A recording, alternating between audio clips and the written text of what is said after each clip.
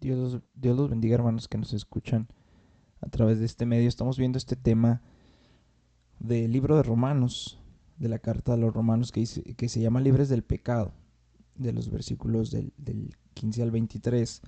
En este tema vemos una respuesta de Pablo a un posible argumento que se pudiera presentar por lo que dice en el versículo 14, que eh, dice de la siguiente manera: porque el pecado no se enseñoreará de vosotros, pues no estáis bajo la ley, sino bajo la gracia.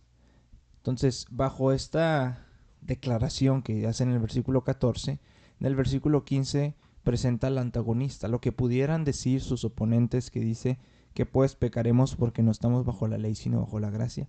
Una de las principales cosas de las que se le acusaba al apóstol Pablo era de esta supuesta enseñanza del libertinaje bajo la cobertura de la gracia de Dios. Sin embargo, Pablo contesta de manera tajante a esta posible pregunta que se pudiera levantar como tal, y dice: en ninguna manera. No hay posibilidad de que una persona que ha sido redimida siga viviendo de la misma manera. Y presenta un axioma, una verdad que es irrefutable en el versículo número 16, que dice que a quien tú obedeces, eres esclavo de esa persona. Y dice, y para el ser humano hay dos amos: el pecado o la obediencia. Y el pecado trae como resultado la justicia, digo, la muerte, y la obediencia trae como resultado la justicia. Y cuando desglosa este argumento, lo divide en tres partes, desde el versículo 17 al 22. Y el argumento, la primera parte del argumento es la posición. Nuestra posición ha cambiado. Ya no somos más esclavos del pecado. Y hay una razón por la que ya no somos esclavos del pecado: porque hemos obedecido a la palabra de Dios, a la doctrina, a Jesucristo como tal. Y eso nos ha hecho libres del pecado. Y nuestra posición nueva, lo dice al final del versículo 18, dice: somos siervos de la justicia. Y bajo ese mismo línea de pensamiento, Pablo dice: bueno, si nuestra posición ha cambiado, nuestra práctica debe ser diferente. Ya no vamos a servir, nuestros miembros ya no van a ser utilizados para la inmundicia, para la iniquidad como tal. Ahora que hemos sido santificados, vamos a presentarnos nuestros miembros y nosotros mismos para servir a la justicia. Ya nuestra práctica, en lo que hacemos día tras día, tiene que ser completamente diferente. Y donde nos quedamos es en la promesa. ¿Sí? Dentro de estos temas que se desglosan en el punto del argumento, nos quedamos en la promesa. ¿Sí? Los versículos del 20 al 22 dice: porque cuando erais esclavos del pecado, erais libres acerca de la justicia. Pero ¿qué fruto teníais de aquellas cosas de las cuales ahora os avergonzáis? Porque el fin de ellas es muerte. Mas ahora que habéis sido libertados del pecado y hechos siervos de Dios, tenéis por vuestro fruto la santificación y como fin la vida eterna. Las personas que no son salvas, las cuales aquí nos da cuál es su caracterización, y se caracterizan estas personas por ser esclavos del pecado. Y cuando una persona es esclava del pecado, es libre acerca de la justicia. Cuando una persona es esclava de la justicia, es libre acerca del pecado. Sí, nada más, por eso el Señor Jesucristo enseñaba que no se pueden tener dos amos, solo se puede tener uno solo. Entonces, cuando una persona es esclava del pecado, que es la característica principal de todos los seres humanos que no han creído, no tiene la persona conexión alguna con la justicia. Y entonces la justicia no les puede exigir nada, porque no poseen ni el deseo ni la capacidad para cumplir sus requisitos. Esas personas, el ser humano se encuentra controlado, dominado por el pecado, porque es un amo al que están forzados a servir. Entonces, en este sentido, no hay responsabilidad frente a la justicia, porque no hay poder para satisfacer las demandas de la justicia, los estándares de la justicia. Esa es la razón por la que es necio predicar una reformación a los pecadores, porque no pueden reformar su vida hasta que Dios transforma sus vidas. Por eso se predica al pecador arrepentimiento, no transformación, no reformación como tal, ni transformación menos, porque eso solo lo puede hacer Dios cuando se predica arrepentimiento. Muchas personas que no son salvas obviamente piensan que sus vidas no necesitan reformación, que sus vidas no necesitan salvación, mucho menos transformación. Y el mundo está lleno de personas que son decentes, que son honestas, cumplidoras de la ley, colaboradoras, que ayudan, que donan, que dan, y con mucha frecuencia religiosas en ciertos aspectos, en ciertas áreas. Y estas personas siempre están convencidas de que sus vidas son ejemplares, son buenos, son personas que ayudan, son personas que le echan la mano a los más necesitados. Pero aquí el Espíritu Santo en su palabra nos enseña que fuera de la salvación a través de Jesucristo, absolutamente todas las personas son esclavos del pecado y por ende son libres acerca de la justicia. Pablo mismo, al hablar de sus propios logros, de sus propias obras religiosas y aparentemente buenas, anteriores a la salvación, obviamente, dice, todo esto lo tengo como pérdida, como basura, como tal. Usted lo puede leer en Filipenses capítulo 3, versículo 8. Entonces, ante los ojos de Dios, debemos entender que no hay algún fruto, algún beneficio que el ser humano pueda obtener de las cosas que se hacen fuera de la fe en Cristo Jesús. Estas cosas que se hacen fuera de la fe en Cristo Jesús son las cosas que después de la salvación, después de que venimos a Cristo, nos avergonzamos de lo que hacíamos. Estas cosas demuestran que al final del día son completamente infructuosas, porque dice el fin de ellas es muerte. O sea, en el camino en el que íbamos a la destrucción, íbamos a la muerte, íbamos a la perdición como tal. Y en este caso, esta segunda muerte de la que se habla aquí es la muerte espiritual, el tormento eterno en el infierno. Ahora, una de las marcas de la salvación verdadera es tener vergüenza. Una persona que es sin vergüenza es una persona que no sabemos qué tan cierta es su salvación. Un creyente que siente vergüenza por lo que hizo cuando antes de venir a Cristo es una persona que ha experimentado realmente la salvación en su vida. Ya sea que la vida previa a Cristo haya sido marcada por inmoralidad, por eh, infidelidad, por cualquiera de estos pecados que de pronto nos escandalizamos de ellos, o bien por buenos modales, por una moralidad aparentemente justa, correcta, buena, o por crímenes atroces, o por servir a los demás, cual sean las formas, ¿sí? El creyente verdadero se avergüenza de su vida pasada, de su vida sin Cristo. No importa lo que pareció ante el mundo, si pareció el criminal más grande o el justo más bueno, no importa. La persona entiende que su vida antes de Cristo era una vida infructuosa, era una vida que por ende traía vergüenza, era una vida que por ende no servía de nada, sino que iba directo a la muerte. Juan Calvino escribió lo siguiente, y lo cito: tan pronto como los piadosos empiezan a ser iluminados por el Espíritu de Cristo y la predicación del Evangelio, con toda libertad reconocen que toda su vida piadosa, la cual vivieron sin Cristo, es digna de condenación, lejos de tratar de excusarse por ella. De hecho, están avergonzados de sí mismos. Sin duda van todavía más lejos y de continuo tienen presente esa ignominia en sus mentes, para que la vergüenza que ello les trae pueda hacerles más dispuestos, más humildes y más honestos para con Dios. Ese es el propósito, amados, de la vergüenza. ¿Sí? Que nos ¿Qué es lo que nos hace evitar regresar a lo que hacíamos antes, a nuestras viejas costumbres, nuestras viejas actitudes, nuestras viejas maneras, nuestras viejas formas de pensar? Sin embargo, para los que hemos sido libertados del pecado y hechos siervos de Dios por medio de la fe en Jesucristo, el beneficio, el fruto, dice, es la santificación, y el fin de la santificación es la vida eterna. Con la salvación, Dios no solamente nos ha hecho libres del castigo del infierno, sino que también nos ha librado de la tiranía del pecado en el presente.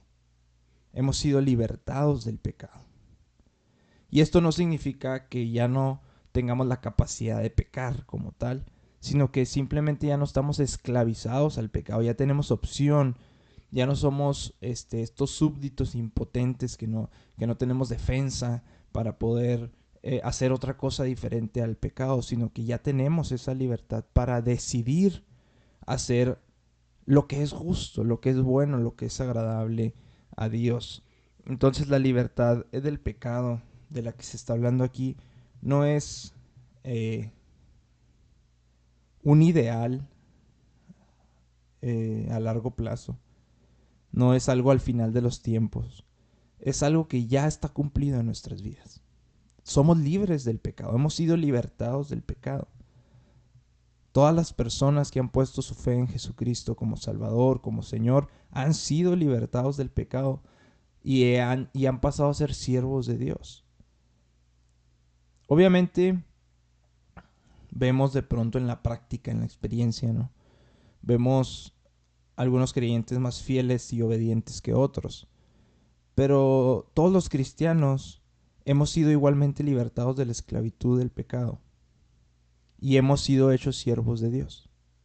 Y por ende hemos recibido la santificación y recibiremos en un futuro la vida eterna. ¿Cuál es la diferencia? La diferencia es que hay personas más maduras, hay personas más obedientes, sin embargo, todos tenemos la misma promesa. ¿Sí? La promesa es que el que comenzó la buena obra en nosotros la perfeccionará hasta el día de Jesucristo, hasta que se nos sea entregada la vida eterna. Por lo pronto vamos corriendo todos en la carrera. Algunos batallan más, algunos tienen que pasar 2, 3, 4, 5, 6, 7 veces la prueba para ser perfeccionados en ciertas áreas de sus vidas. Otros con una sola vez, otros incluso experimentan, como dicen, en cabeza ajena. Sin embargo, todos vamos con la misma promesa, que el que comenzó la buena obra en nosotros la perfeccionará hasta el día de Jesucristo. Y entonces Pablo del argumento se pasa a lo que es absoluto. Un absoluto, sabemos que es algo que no se puede cambiar. Es absoluto, es completo, es total, está perfecto. Y es en el versículo 23 dice, porque la paga del pecado es muerte, mas la dádiva de Dios es vida eterna en Cristo Jesús, Señor nuestro. Este versículo básicamente son dos absolutos. El primero de ellos es que la paga del pecado es muerte. ¿Qué quiere decir esto? Que lo que se gana con el pecado es la muerte. Es un absoluto, es algo que es incambiable, casi que es un principio como tal. ¿Por qué? Porque el pecado, la compensación justa, la compensación debida por una persona que ha sido, su característica principal es el pecado, lo cual significa que pasó toda una vida separada de Dios. Esta persona va a pasar una eternidad también separada de Dios. Es lo justo porque así lo estableció Dios en su soberanía. El día que comas del fruto de ese árbol, ciertamente morirás. Entonces la paga del pecado, de la desobediencia, del errar, es la muerte como tal. Y el segundo absoluto que se presenta es que la dádiva de Dios es vida eterna en Cristo Jesús, Señor nuestro. Cuando hablamos de una dádiva, por definición estamos hablando de algo que es gratuito. Pero creo yo que para evitar que alguien subestimara la magnitud de la gracia de Dios, el Espíritu Santo a través de Pablo habla de la dádiva de Dios, no nada más de una dádiva en seco. ¿Qué significa? Que la salvación, amados, no puede ganarse por obras, por bondad, por rituales o por cualquier otras formas que se nos pueda ocurrir o que el hombre pueda enseñar que se debe de hacer para obtener la salvación. Y eso no es una ocurrencia de mía ni de nadie, sino que está escrito en la palabra. En Efesios capítulo 2, versículos del 8 al 9 dice: porque por gracia sois salvos, por medio de la fe. Y esto no de ustedes, pues es don de Dios, no por obras para que nadie se gloríe. Si una persona quiere lo que se merece, porque ahora está muy de moda esto, ¿no? No es que yo merezco más, no es que yo valgo más. Bueno, si una persona quiere lo que se merece ante Dios, lo que merecemos todos es la muerte eterna. Y Dios se los va a dar como la paga justa que es. Y si una persona quiere lo que no se merece, entonces creemos en Jesucristo y obtenemos la vida eterna. Eso no lo merecemos. Eso es lo que no merecemos. Dios lo ofrece. Dios ofrece lo que merece el ser humano y lo que no merece. Lo que merece es la muerte eterna y lo que no merece es la vida eterna. Pero la vida eterna la ofrece como una dádiva, como un don gratuito, como un regalo. Y la fuente de ese regalo, la única fuente, es Cristo Jesús, Señor nuestro.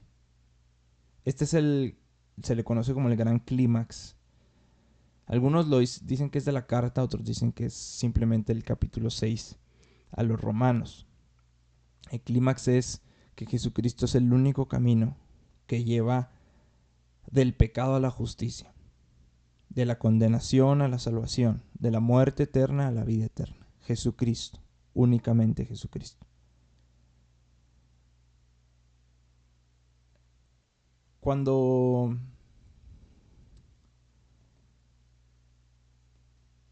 Pedro estaba ante el Sanedrín, un poco después de Pentecostés, en Hechos capítulo 4, les testificó y les dijo que en ninguno otro hay salvación, porque no hay otro nombre bajo el cielo dado a los hombres en que podamos ser salvos. Jesús les dijo a sus discípulos, no, a los fariseos incrédulos les dijo: de cierto les digo, yo soy la puerta de las ovejas. Todos los que antes de mí vinieron ladrones son y salteadores, pero no los oyeron las ovejas. Yo soy la puerta. El que por mí entrare será salvo, y entrará y saldrá y hallará pastos. Usted lo puede leer en Juan capítulo 10, versículos del 7 al 9.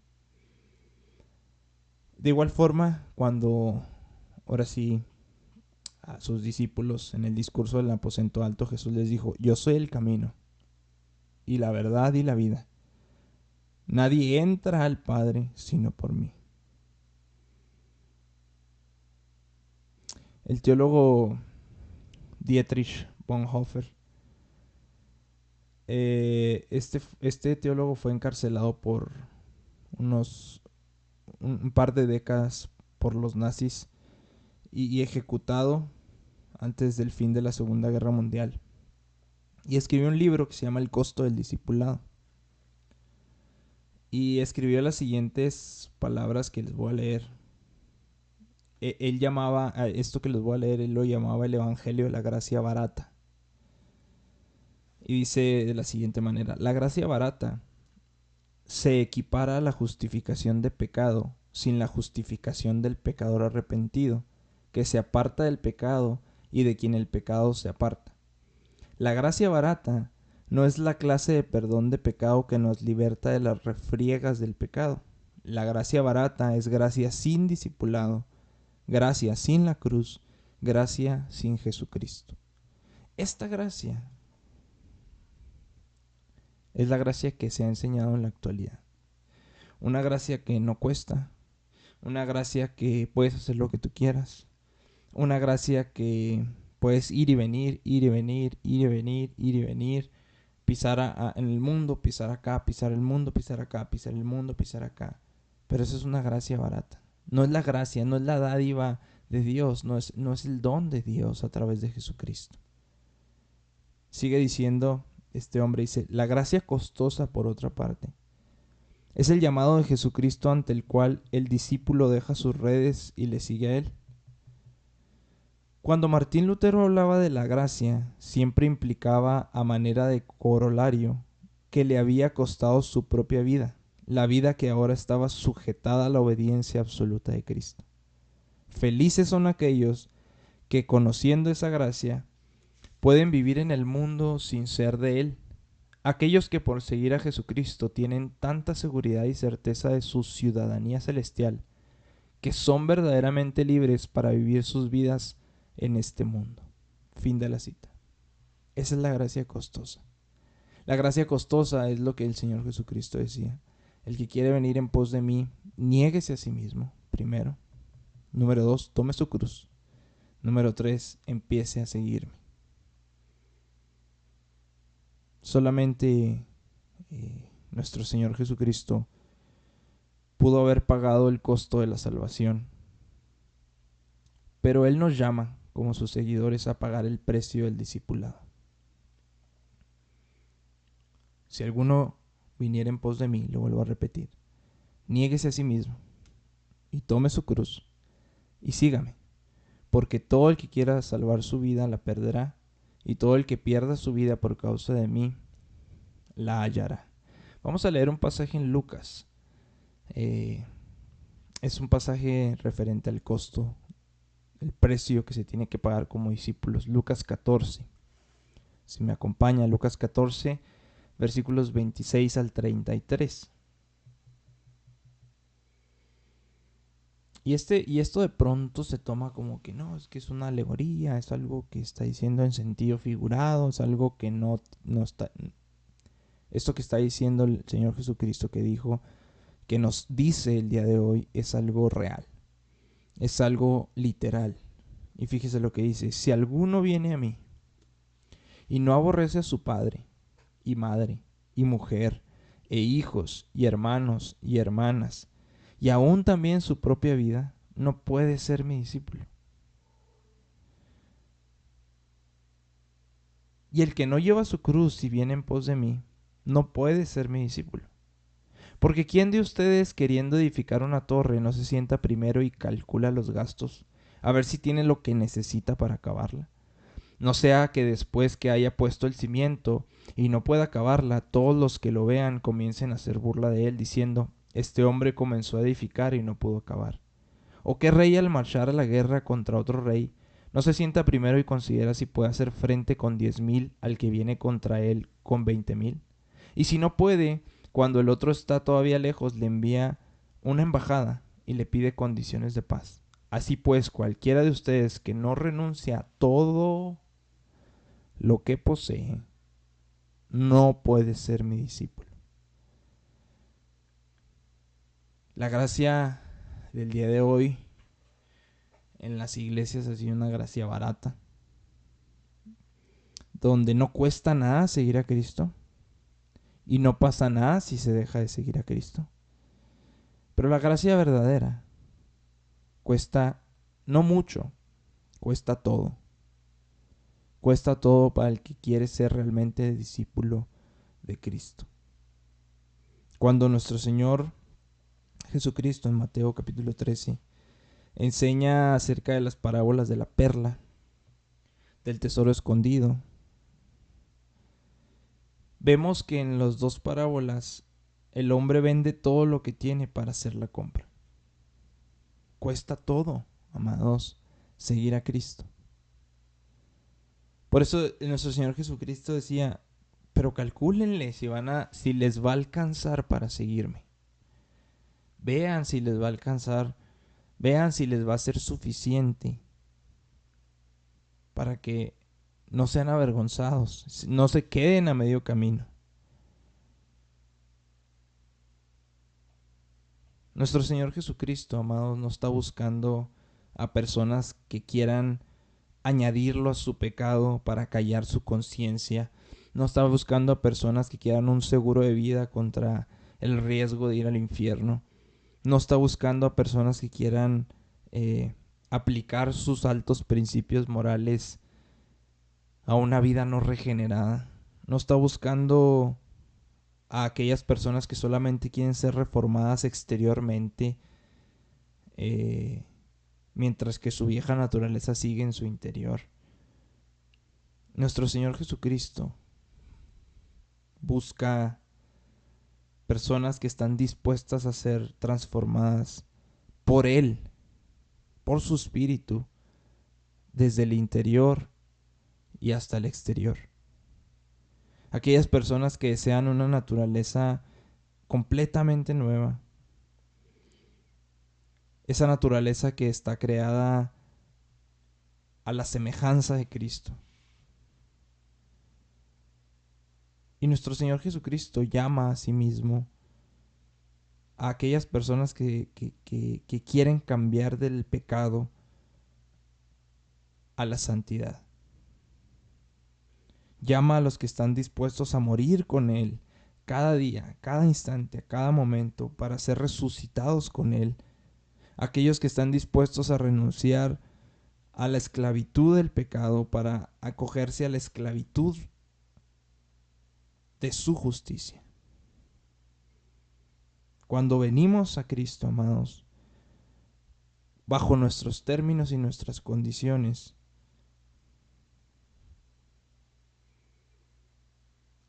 Cristo se vuelve el pescadito del Ixoye, se vuelve la cruz en nuestro coligio, un dije, se vuelve un tatuaje, se vuelve un versículo, se vuelve algo externo. Pero cuando venimos bajo sus términos, bajo sus condiciones, nuestro destino cambia de la muerte a la vida. Y es así como realmente somos libres del pecado. Dios los bendiga, hermanos.